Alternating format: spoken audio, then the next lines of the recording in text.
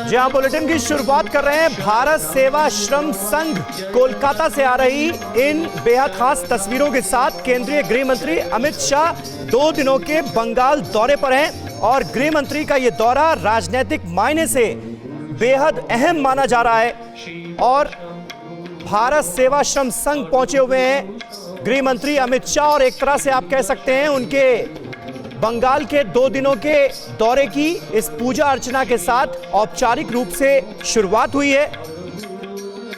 इसके बाद गंगा सागर के कपिल मुनि आश्रम का दौरा करेंगे अमित शाह, और नारायणपुर गांव में एक गरीब हिंदू शरणार्थी परिवार के साथ भोजन करने का भी उनका कार्यक्रम है। और साथ ही साथ तमाम चुनावी सभाओं में राज्य की ममता बनर्जी सरकार को वो आज घेरने की कोशिश करेंगे।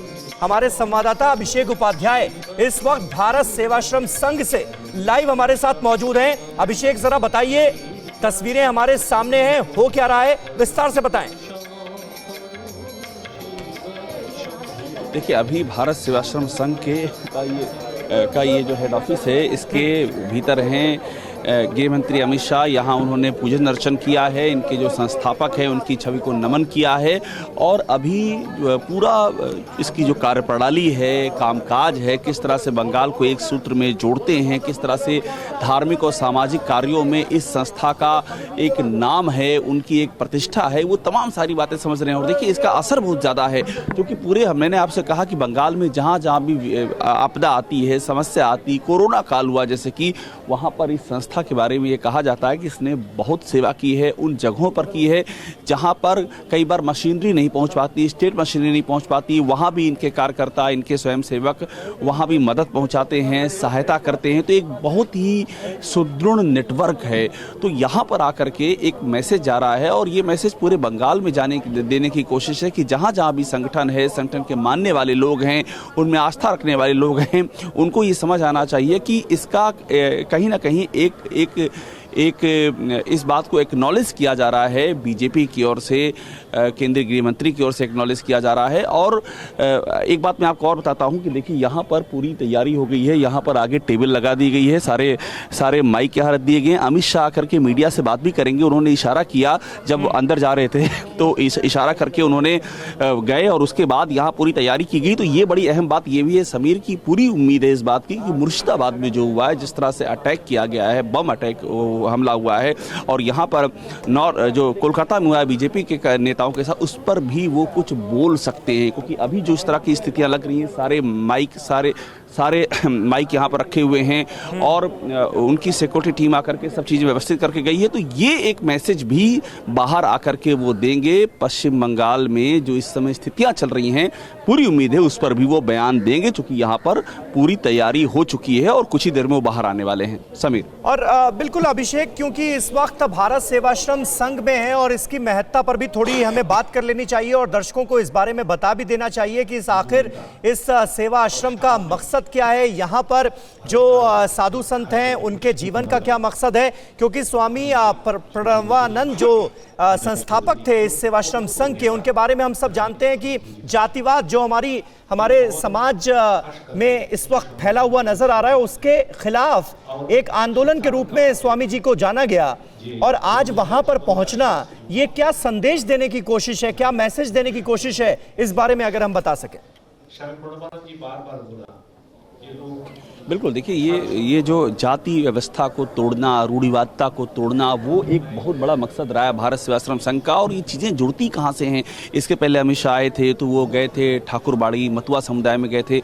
वो जो उनका भी जो नाम शूद्र समाज रहा है, वो भी इस बात का विरोध करता आया है कि आप इस जाति पात की संकीर्णता को तोड़िए।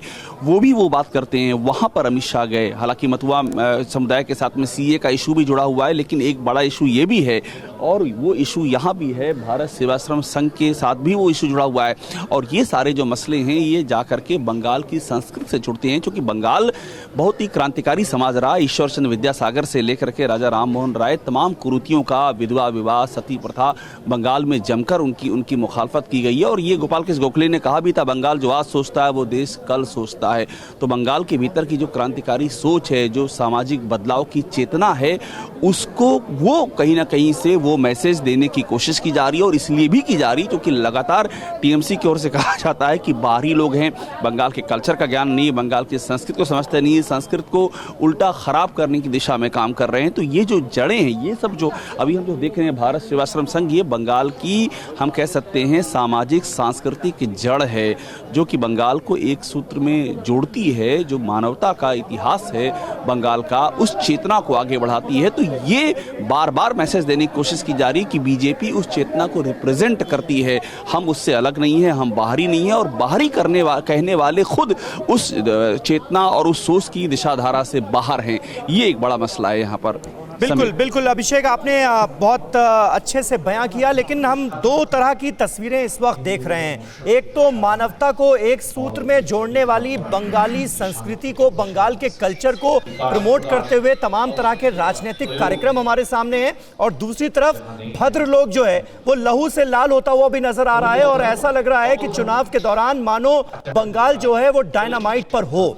ये दो तरह की तस्वीरें हमें बार बार देखने को मिल रही हैं, क्योंकि हिंसा का दौर भी थमने का नाम नहीं ले रहा है। और ऐसे वक्त में जब दो बड़ी घटनाएं हमारे सामने कल पेश आई हैं, उस वक्त गृह मंत्री अमित शाह का बंगाल में पहुंचना, क्या ये माना जाए कि आने वाले वक्त में और बहुत जल्द हमारे सामने गृह मंत्री अमित शाह का बयान इस बाबत सामने होगा? हिंसा को लेकर, खास तौर पर राजनीतिक हिंसा का जिक्र क्या वो आज कर सकते हैं? आज भारत का यशस्वी प्रधानमंत्री नरेंद्र जी ने यही बात मुझे लगता है कि स्वामी परमानंद का अभिषेक नहीं होते हुए जिन्होंने उसको राजनीतिक।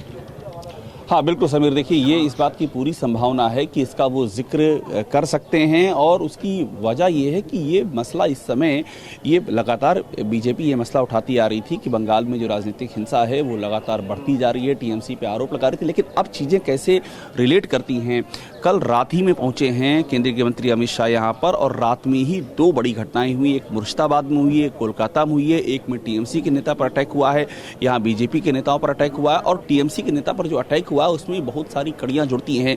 शुभेंदु अधिकारी के वो नेता बहुत ही, जो टीएमसी के मंत्री हैं, वो शुभेंदु अधिकारी के बहुत ही करीब बताए जाते हैं, तो बहुत सारी बातें जुड़ती हैं। अधीर रंजन चौधरी ये आरोप लगा रहे हैं कि ये वो गौ तस्करी के खिलाफ थे। जाकिर हुसैन जिन मंत्री पर अटैक हुआ उनके बारे में ये कहा, कांग्रेस की ओर से कहा जा रहा है कि वो गौ तस्करी के खिलाफ थे।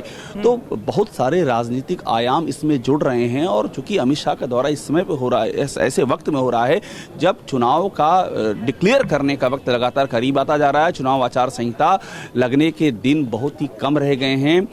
उम्मीद की जा रही है कि एक हफ्ते के अंदर ही हो सकता है उसका ऐलान हो जाए। तो उस मौके पर अमित शाह यहाँ पर आए हुए हैं। तो ये जो धार्मिक और सांस्कृतिक कार्यक्रम है, इस पर पहले वो इसी पर बात करेंगे, अपनी भावनाएं बताएंगे, लेकिन पूरी उम्मीद है कि इसके बाद वो इस मुद्दे पर आएंगे। और आज उनके जहाँ जहाँ कार्यक्रम है, रोड शो है उनका काकद्वीप में, और उसके अलावा परिवर्तन यात्रा को रवाना करेंगे।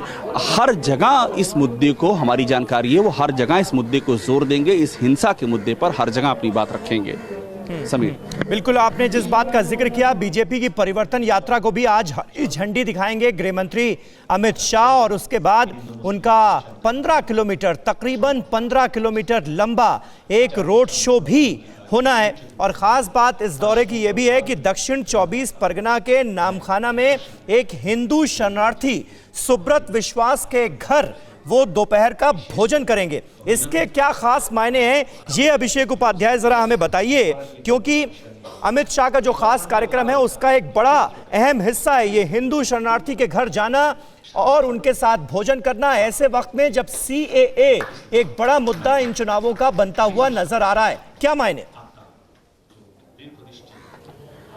देखिए, ये जगह बहुत इम्पॉर्टेंट है जहां वो जा रहे हैं। साउथ 24 परगना ज़िला है, और ये साउथ 24 परगना ही नहीं, साउथ 24 परगना हो गया, नॉर्थ 24 परगना हो गया, हुबली हो गया, हावड़ा हो गया, मुर्शिदाबाद हो गया, मालदा हो गया, ऐसी कई सारी जगह हैं जहां पर उन शरणार्थियों की अच्छी खासी संख्या है जो कि बांग्लादेश से यहाँ पर आए, और जिनको आज भी, जिनके लिए नागरिकता बहुत बड़ा प्रश्न है, वो लगातार ये सवाल उठाते हैं। और ममता बनर्जी लगातार ये कहती हैं कि बीजेपी मूर्ख बना रही है, है, सब के सब यहाँ के नागरिक हैं, ये कोई मसला ही नहीं है, ज़बरदस्ती मसला खड़ा कर रहे हैं। अभी आप सोचिएगा, इसके पहले जब अमित शाह यहाँ पर आए थे, वो ठाकुर नगर गए, जो मतुआ समुदाय का एपी सेंटर कहते हैं, वहाँ आकर के उन्होंने कहा कि जैसे ही ये वैक्सीनेशन की प्रक्रिया पूरी हो जाएगी, हम नागरिकता का ये सीए को इम्प्लीमेंट करना शुरू कर देंगे। उसके रूल्स बन रहे हैं अभी, और उसको लेकर के ममता बनर्जी बहुत हमलावर हो गई।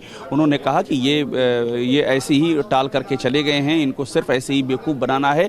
तो ये एक बड़ा मसला है, और ये मसला इसलिए भी है कि बंगाल की जो आबादी है उसमें अच्छा खासा परसेंटेज है। ये वो परसेंटेज है जो कि चुनाव में रिफ्लेक्ट करता है। ये कहा जाता है कि ये मतुआ समुदाय जिसके साथ होता है उसके लिए हमेशा से एडवांटेज चुनाव में होता आया, ये इतिहास है। और ये इतिहास कांग्रेस के साथ भी रहा है, इतिहास लेफ्ट के साथ भी रहा है, ये इतिहास टीएमसी के साथ भी जुड़ा है, और अब ये इतिहास बीजेपी के साथ में जुड़ गया है, क्योंकि जो शांतनु ठाकुर हैं वो बीजेपी के सांसद हैं। तो इसलिए इस बात को लगातार बीजेपी जोर देने की कोशिश कर रही है, कवायद कर रही है कि हम इनके हितैषी हैं। ये समुदाय जो है, सीए का जो एक्ट है, हम इनके लिए लेकर के आए हैं, रूल्स हम इनके बनवा रहे हैं, और जल्दी ही हम इसको इम्प्लीमेंट करवाएंगे ताकि वो जो पॉलिटिकल एडवांटेज है वो उसके हिस्से में आए। समीर, लेकिन मतुआ समाज में इन मुद्दों का कितना असर पड़ा है अभिषेक, अगर आप इसको बयां कर पाएं, क्योंकि आप लगातार बंगाल में मौजूद हैं, वहां से ग्राउंड रिपोर्ट्स हम आपकी लगातार देख रहे हैं। मतुआ समाज का और खास तौर पर जो पूरा ये वोट बैंक है, इस पर इन तमाम मुद्दों का क्या असर पड़ता हुआ नजर आ रहा है, क्योंकि दोनों ही पार्टियां मतुआ समुदाय के साथ होने का दावा कर रही हैं। एक तरफ ममता बनर्जी ये कहती हैं कि वो सीए को लागू नहीं होने देंगी बंगाल में, और मतुआ समाज के लोग तो ऑलरेडी देश के सम्मानित नागरिक हैं। दूसरी तरफ बीजेपी की तरफ से उन्हें नागरिकता दिलाने का और उनके हक और हुकूक दिलाने की बात कही जाती है। तो इसके मायने क्या है, ये हम आपसे समझने की कोशिश करेंगे। एक छोटे से ब्रेक के लिए यहां रुक रहे हैं, फौरन होते हैं हाजिर।